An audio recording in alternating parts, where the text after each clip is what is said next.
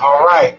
So, Andre Smith, For Our People, August 3rd, 2020, entitled Liberty Brought Us Here. Let me just say a quick note. This is going to be very quick. We're really going to truncate what we usually do. I know, actually, we were supposed to be on hiatus for several weeks until I finish my book, but it's taking a little longer than I anticipated. It's coming on nicely. So check for it very soon. Afro-Atlantic Jurisprudence by Andre L. Smith. However, in the meantime, I gotta stay up on the new books, and when I get up on the new books, I gotta give them to you. So with this, so from here forward, we're going to do a really truncated or expedited For Our People, talking about the new Black books that has come out. Again, I am your host. Hold on one second. Oh, and plus, we got this new studio that I'm getting used to. So all these things will get better. We'll get a little more production value, but for right now, we just need to get these things out week to week to week to week. So again, this is For Our People, August 3rd, 2020. Liberty Brought Us Here is our featured book for this week by Susan E. Linley, or Lindsay. And again, before we get started on that, we just want to make sure that as part of For Our People, we want to support. The purpose of this is to bring Black intelligence, bring Black scholarship, and things that are of interest to Black scholars from the halls of academia, from the White Tower, Ivory Tower, whatever you want to call it, and bring it to the people. That's what Listervelt Middleton did for me when his show on PBS, For Our People, some years ago, decades ago. That's where I first encountered Sheikh Anta Ivan Van Sertima, John Henry Clark. So I believe it is my job to carry that forward to the next generation. And when I find scholars that I think are really worthy, I think I need to bring them to your attention. So support Black bookstores. Support Black schools, HBCUs, colleges, and universities. Shout out to Mackenzie Scott for the large donation to several HBCUs, including my own Howard University, and also including Tuskegee University, which is where my son goes and is studying, getting his degree in forestry. Marley Smith, what's up? Jasmine at Hampton, getting her master's in business administration, and of course Lauren Johnson, my oldest, down in Dallas, Texas. So shout out to the Black bookstores, shout out to Black schools, shout out to the Black museums and art galleries. We're just going to go right into it as far as the new books this week. Again, this is a list provided by the Journal of Blacks in Higher Education. It's basically emanating from their weekly book digest, right? And so the first one is that came out this week is The City Makers of Nairobi, an African urban history by Anders East and Kristin East. The City Makers of Nairobi, again, we got banners and stuff along the bottom. Interesting book. The description says The City Makers of Nairobi re-examines the history of the urban development of Nairobi in the colonial period, something I don't know a lot about. Although Nairobi was a colonial construct, didn't know that. Although Nairobi was a colonial construct with lasting negative repercussions, the African population's impact on its history and development is often overlooked. This book shows how Africans took an active part in making use of the city and creating it, and how they were far from being subjects in the development of a European colonial city. This reinterpretation of Nairobi's history suggests that the post-colonial city is the result of more than unjust and segregated colonial planning. Another thing that I find interesting about this description of the book is it doesn't say Kenyans, right? It doesn't say this book shows how Kenyans took an active part, or the Kenyan population's impact on its history. It says the African population. I just think that's noteworthy. Other books that came out this week, Lift Every Voice and Swing, Black Musicians and Religious Culture in the Jazz Century by Vaughn A. Booker. I don't think this came out this week. If I recall correctly, I want to say this came out maybe about 3 or 4 months ago. We actually did a little blurb on Lift Every Voice and Swing by Vaughn A. Booker here on For Our People. Glad to do it again. No problem. Right? We're promoting each other, bigging each other up. The next book on our list, say Always a Soldier Service, Sacrifice, and Coming Out as America's Favorite Black Gay Republican by Rob Smith, Post Hill Press. I am not familiar with Mr. Smith. Interesting book, interesting title. Another book out this week, New Critical Essays on Toni Morrison's God Help the Child, Race, Culture, and History. This is edited by Alice Knox Eaton. This is published by the University of Mississippi Press. Anything that explores Toni Morrison's work is all right with me. Of course, folks may know that my favorite author is Octavia Butler, so I'm very much looking forward to a new generation of folks doing retrospectives and reviews and digests of her work. Another book that came out this week, Teaching African American Literature Through Experiential Praxis, African American Writers in Europe by Jennifer L. Hayes. And let me shout out again to my oldest daughter, Lauren Johnson. She is a teacher in the Dallas-Fort Worth school system. We were just talking about experiential work and certifications for teachers as opposed to, let's say, lawyers or doctors and whatnot. Really interesting stuff.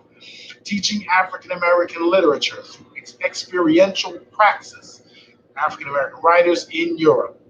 All right, and then we're going to close out. Again, I told you this is going to be really quick. Week to week. I know previously we used to do a whole hour. Then we cut it down to a whole half hour. But in order for me to finish this book that I'm working on, I really have to. I still want to do these. We're going to still come out this every week because I personally need to know what books are coming out each week to week. So if I got to know it, I'm definitely going to share it with you guys, but we're going to do this in a very much more expedited fashion from week to week. So For Our People will resume every Monday. So for those of you that also are familiar with my Economic Justice Law Review, Weekly Scholarship Digest, we're also going to continue that on Wednesdays, although we're going to do one piece a week instead of three. Right, until I finish the book. When I finish writing my book, then we'll expand it back to three pieces. But I can't do three pieces of economic law scholarship also with the with these books coming out with scholarship and finish the book at the same time. I wish I could. Some people with some serious work ethics that can burn the candle all night long, they can do that. I personally need a little break. I got to watch a little sports and a little entertainment along with my week. So forgive me for all that. Anyway, the last book this week is Liberty Brought Us Here, The True Story of American Slaves Who Migrated to Liberia by Susan E. Lindsay. Oh, let me interrupt you. I'm not dressing up in the shirt and all that other stuff, and I'm not doing my hair anymore. Again, it's just there's too many things that are standing in between me and giving the information that you guys need. So anyway, again, Liberty Brought Us Here, The True Story of American Slaves Who Migrated to Liberia by Susan E. Lindsay. This is published by the University of Kentucky Press. Let me give a quick shout out to the brother Derek White, a history professor at the University of Kentucky, who is the author of a couple different books. So this book by Susan Lindsay, between 1820 and 1913, approximately 16,000 Black people left the United States to start new lives in Liberia, Africa, in what was at the time the largest outmigration in U.S. history. When Tolbert Major, a former Kentucky slave and single father, was offered his own chance of freedom, he accepted. He, several family members, and 70 other people boarded the Luna on July 5th, 1836. And let me make a point about that. Offered his freedom, or a chance for freedom. There were lots of abolitionist programs during slavery times in the antebellum South that would win freedom for enslaved Africans, but only on the condition that they return to Africa or leave the jurisdiction somehow. As a matter of fact, I'm a tax law scholar. Some of you guys know that. And the tax petitions of North Carolina prior to the Civil War were replete with requests that the legislature pass higher taxes on slavery, so high that slave owners would never be able to make any money and they would have to release and free their slaves. But every proposal, and I don't mean some, but every proposal for abolitionist taxes also included a request that the funds used The funds collected from extra taxes on slavery be used to send these newly freed slaves out of the country, out of the state, or just out of the jurisdiction. All right, back to this book, Liberty brought us here. Drawing on extensive research and 15 years worth of surviving letters, author Susan E. Lindsay illuminates the trials and triumphs of building a new life in Liberia, where settlers were free but struggled to acclimate themselves to an unfamiliar land, coexist with indigenous groups, and overcome disease and other dangers. Right? Again, shout out to Muhammad El Muhajir, who is promoting Blaxit, Africa, Blaxit, Blaxit. Matter of fact, let me write that out there. Muhammad El Muhajir creating a program, Blaxit, facilitating the repatriation of Black Americans to Ghana. Right? So you've heard of Brexit, right? The British, England leaving Europe. Well, Blaxit is about Black people leaving the United States and going back to Africa. The year of return last year, 2019, in Ghana was highly successful. Shout out to the Africa Sports Venture Group, Leslie Karoma, and all those folks. So anyway, drawing on extensive research and 15 years of worth of surviving letters, author Susan Lindsay illuminates the trials and triumphs of building a new life in Liberia. The Liberty Brought Us Here explores the motives and attitudes of colonization supporters and those who lived in the colony, offering perspectives beyond the standard narrative that colonization was driven solely by racism or forced exile. Now, let me say that again. This book is offering perspectives beyond the standard narrative that colonization was driven solely by racism or forced exile. I did look up the author. Susan E. Lindsay is not a University of Kentucky professor. She is an independent author, has published several books, and some of which have garnered awards and such from the Daughters of the American Confederacy. So, as much as I'm interested in the history of these people that migrated from the United States to Africa, it is not surprising. I find it kind of interesting that the author has written works that have been praised by the Daughters of the American Confederacy, because as I just explained, many anti-slavery people, many abolitionists, were still racist in their own right.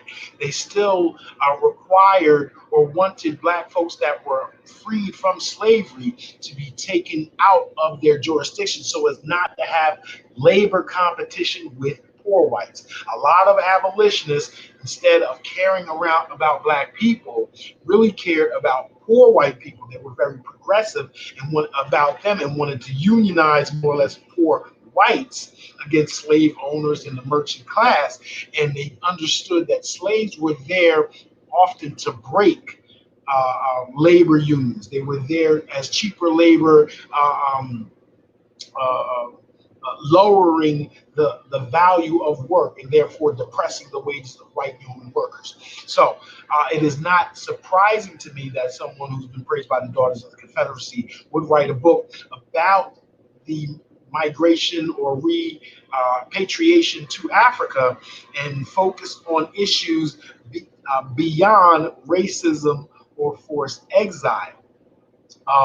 And I don't think it's coincidental that the repatriation or back to Africa movement has gained some traction during a Trump or Republican administration, right? Because again, their focus, or the neoconservative concern with America that backs Trump, is there to raise the wages of poor white people, including restricting immigration into the country, especially from so-called low-wage workers, and thereby protecting low-wage white workers in America, and also encouraging other low-wage workers, such as Black folks, to leave the country and therefore shrink the labor pool and then increase their wages, right? Again, it is a laissez-faire or what some people would call neoliberal approach to progressivity or helping the poor.